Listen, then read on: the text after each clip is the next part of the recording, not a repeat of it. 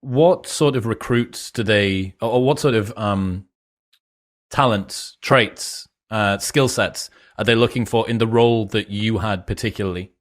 Yeah, it's interesting. I get this question fairly frequently because we like to think that CIA officers are kind of homogeneous, that they all have certain core character traits in common. And you're not wrong. A high tolerance for risk, a thirst for adventure, a certain level of extrovertedness, curiosity, natural memory, whether it's short term or long term. There are certain skills that are relevant to, a field officer or a national clandestine officer or a core collector, whatever you might want to call them. But then far more than that are these nuanced, very nuanced skills because CIA knows that at any given time, anybody could be a spy, right? You could get tapped on the shoulder tomorrow, Chris, and you could go through the camp, you could go through the farm, go through the training pipeline and come out a spy, and you'd probably be very good at it. Most people would probably be very good at it. The only question is who they give that training to. So the reason it's hard to get the training isn't because it's hard for people to learn it. It's because CIA is looking for very specific skills at a specific time. So right now, if you speak Chinese, or if you understand the nuances between Thailand and China, or Taiwan and China, if you speak Ukrainian, or if you speak Russian, or if you speak Belarusian, if you are familiar with that area, you're going to be in high demand right now. If you know anything about nuclear weapons, you're going to be in very high demand right now. If you understand Iranian drones or drone technology, or if you have a way of traveling to and from Iran safely, you're going to be in high demand right now. Two years ago, we were very interested in what was happening in Africa. So maybe if you spoke Yemeni, you'd be interesting. Maybe if you spoke Libyan, right, you'd be in. If you had Arabic that was relevant in Yemen, or Arabic that was relevant in Libya or in Syria, then you'd be of interest. Now those same people aren't of interest. So it's like it's the flavors that get you recruited. The core skills are actually not that hard to find in people. Interesting. I'd heard you say that your profile and your wife's profile are kind of different. In fact, maybe polar opposites. So yeah, there has to be some core competencies or core elements that make you both usable, but then also you have these different flavors, and presumably you then get siphoned into different roles based on those. Yeah, exactly right. And I'm more extroverted, so I was better suited to go out in the field. My wife is very, very introverted. She was perfect for doing deep research. But the places where we're both very similar is we're both extremely loyal. The agency is able to test for your loyalty. We're both how do they test for loyalty? Yeah, so they do a lot of psychological evaluation. They do a lot of testing of how your brain handles cognitive information. So you go through a significant amount of psychological testing, and then you also go through a direct interview with a psychologist themselves. So they can actually measure your threshold for where you would withhold information from somebody who you are subordinate to, and they can also measure how comfortable you are in a subordinate position. So there are some people who don't like bosses at all. I have a problem with authority, but I don't have a problem with authority that I believe in. So if I think that I have a good boss or a good manager, man, I am super loyal to that person. If I think my manager's a dipshit, I'm going to do everything in my power to undermine them, right? But that's a nuance that in the corporate world nobody likes, right? In the corporate world, we're like, oh, that's not really professional. But when it comes to who are you going to give secrets to, the person who's loyal to a cause that they believe in, all of a sudden you're very willing to take a gamble on that person. Whereas the person who, they always think they're right and they never want to believe anybody's better than them, that's not going to make a good officer. So my wife and I are both very subservient to the authority that we decide to subvert ourselves to. And some people are like that and other people are not. Is there anyone well known that you think would make a good intelligence agent? Obviously, they would have to start again and not be famous, but would you have Lex as an agent? Yeah, so it's interesting. I have come across a number of people who I would say would make good intelligence officers. So Lex is awesome. I really enjoyed talking to Lex. I do think there would be a good spot for Lex in the intelligence world. I don't know that it would be in field operations, only because Lex really believes in the goodness of people. When you believe What a in flaw. What a flaw.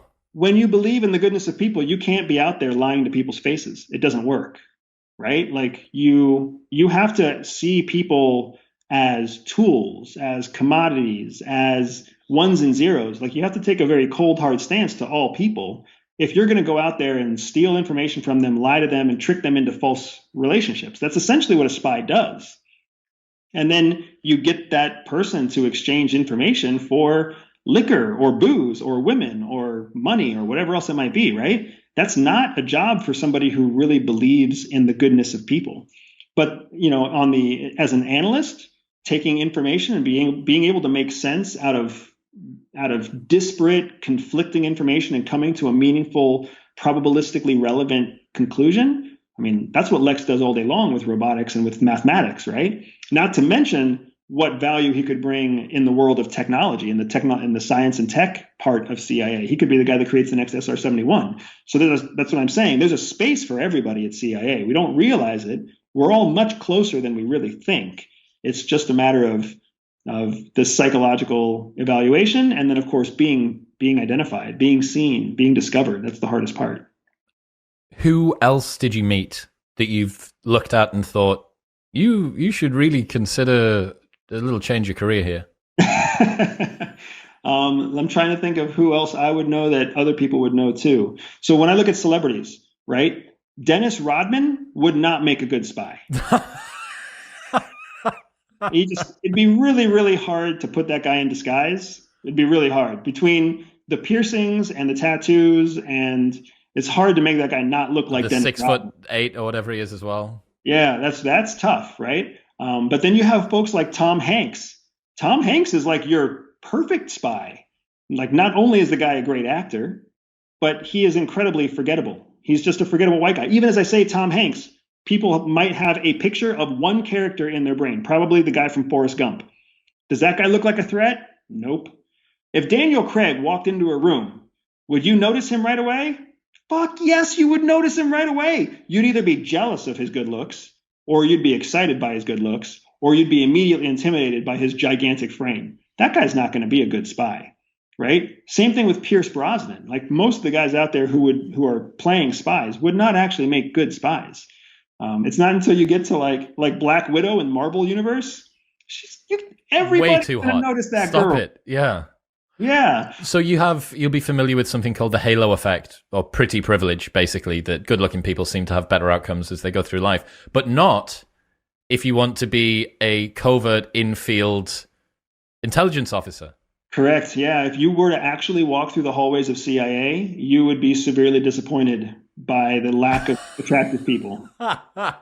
CIA believes that all people are born with a spy secret superpower. For some people, that means they can win deals. For others, they can spot liars. Some can even seduce lovers. I built a free 3-minute test to help reveal to you exactly what your secret hidden superpower is. All you have to do is click on the link in the description below, take the test, and start using your spy superpower to stay ahead of 99% of people. I'm just throwing it out there. Like, whether you think I'm good looking or not, this is kind of irrelevant. I know objectively I am not a good looking guy in American culture. I know objectively I'm not even a good looking guy in foreign cultures because I'm the ambiguously brown guy that nobody remembers.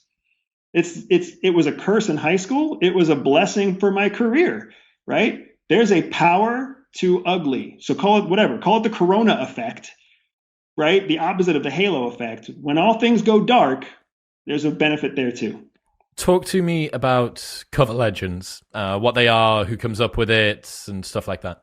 So cover legends come a couple different ways. So some cover is assigned. Like, no shit. It's a very true story. My first day at CIA, I walked into the briefing room. I was given an envelope. Inside my envelope was a strip of paper, and on that strip of paper was my new name. That is exactly how it works. It's super cool sounding, but the name was the worst possible name you could ever imagine. Think of like a name like Herbert Malkovich or something like that, right? Like, it was a horrible name. And that was basically the case for all of us. We open our little thing because they're not just American names. Some of us get foreign names. Some of us get names we can't even pronounce, right? And you get these names and you're like, this is my new CIA name, and this is how everybody's going to refer to me from now on. Like Andrew Bustamante was not the name. It was some crazy. I felt like I was a white guy out of a Western movie from somewhere in like New Mexico. That was my name. You just put together the worst Caucasian names you can imagine, and that was mine. So that's one way that cover legends are created. They hand it to you. Another way is they tell you what you're going to be doing, and then they ask you to create your own legend and then communicate it to the people who actually create your alias documents, your alias documentation. We call them alias docs.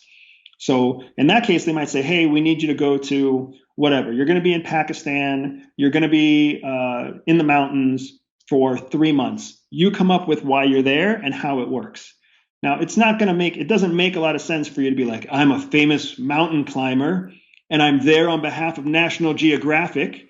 And that's going to draw attention to you. So you've got to come up with something obscure like, oh, I'm a rock scientist looking for, a specific type of mineral that only exists in this one rock chain. Nobody's going to remember you. Nobody's going to talk to you. So are you optimizing for purposefully boring, purposefully forgettable in the face, purposefully forgettable in the personality, purposefully forgettable in the story? Exactly right. You want to be the kind of person that walks into a room, nobody notices you. You have a couple of conversations because you have to. You're trying to get information. And then you leave and nobody even remembers that you were there. That's what clandestine is. Clandestine means so secret that people don't even realize you are a threat when you're in front of them. That's a true clandestine professional. If somebody is in deep cover, whatever it is, deep infiltration, presumably they're going to spend more and more time around the people that they're trying to infiltrate. How do officers avoid losing themselves if they've spent a long time with other people? Stockholm Syndrome or the equivalent. It's every drug gang movie where you don't know if the agent is actually still working for the police or if he's completely gone undercover because now he's got a mohawk and a load of tattoos. And that's the point of entry, right? That's the vector for the interesting drama. How do officers stop that from happening to themselves? Yeah, there's a couple of ways. And to be honest, we know that you can't really stop it. The longer you're in deep cover, the higher your risk quotient is for losing track and becoming insecure. Now, we're not worried about like your mental health. Yes, your mental health matters. That's fine. But remember, this is still intelligence operations. The biggest risk is the risk to national security. So there's lots of documented cases at CIA where deep cover officers stay in too long and then they start to forget who their true master is. And then they turn. Either they turn against CIA or they turn in favor of their cover business, which isn't even a real business, or whatever they might be, right? They literally lose track of what is reality because they've been lying so long that they're now lying to themselves. The trick that CIA gives us is that we're taught to compartmentalize stuff in our brain. So we're taught to take a certain series of actions to go into a role and then a certain series of actions to come out of a role. So we always remember who we are in our head. It's the opposite of method acting. Method acting, the actor's job is to go so deep into the character, they lose themselves in the character. And you've seen the results of method actors. A lot of times they'll end up self-destructing at some point, right? CIA doesn't want that to happen. So they teach us to put this compartment in our head, in our cognition, that reminds us you are actually Chris Williamson. You are actually collecting information about this. You are actually on task for that. These are the 5 objectives you're trying to achieve. And when you achieve those 5 objectives, you're going to exfiltrate yourself from the situation. So and then there's this process for you to keep checking in with yourself daily, hourly, every day at lunchtime, whatever it might be. So you keep that constant guideline going. But over time, you start to waver. And when you waver, when you try to come back and walk yourself back, it can be a very damaging thing. Then you start seeing mental health issues. Then you start seeing PTSD, pop up.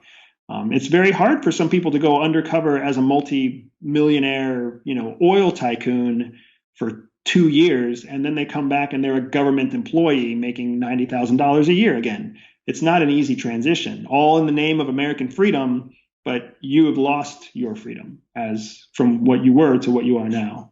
I suppose as well that there is a very difficult balance to strike with those officers, because the longer that they've been undercover, the better the cover is, the deeper their connections are, but the greater the risk is. So Correct. a solution would be to just cycle people out every 3 months. Like, you're in and you're out. But that reduces the amount of penetration that you get. Exactly. We are back to that security and convenience piece again, right?